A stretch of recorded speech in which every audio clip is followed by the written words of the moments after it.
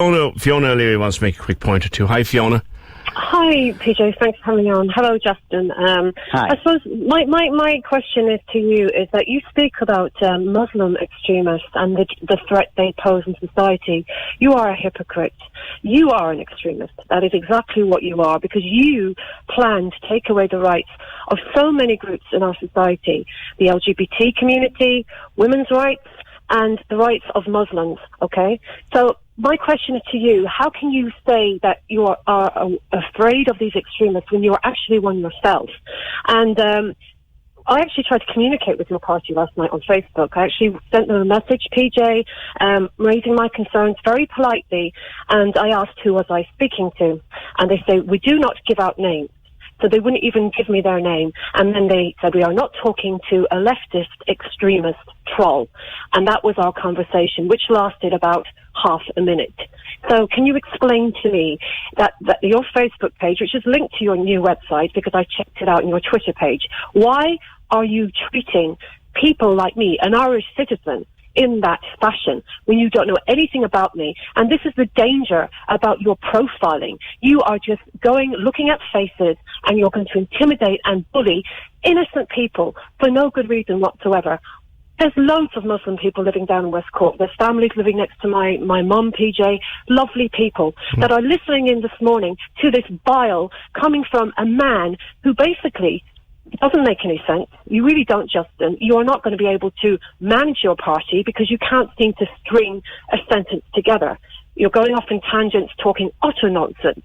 And you say that this natural order that you talk about is on a par with Nazi Germany and what they did to the Jews, because they thought they are not good enough for our society. So what did they do? They murdered them. And this is what's going to happen. You're going to invite further hatred into society, which is not what we want here in Ireland. And we are a great country that speaks out for all citizens, no matter where they come from, what religion they are. And we will keep challenging you.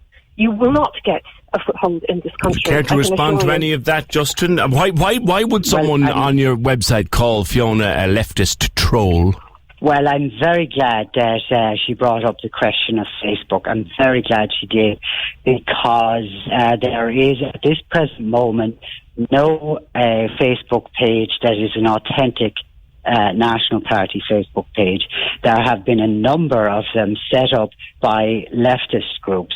Some of them are mocking the National Party, and some of them are indeed abusing people exactly as the... No, this one links to your website. This links to your website and a Twitter. I mean, anybody can put a link to the website. I'm telling you. So you're saying that isn't that's not your Facebook page, and though there's loads of posts with your name. You don't have a Facebook page, so whoever you were talking to was not a member of the National Party. So you don't even have a Facebook page or a website yet, and you have a party?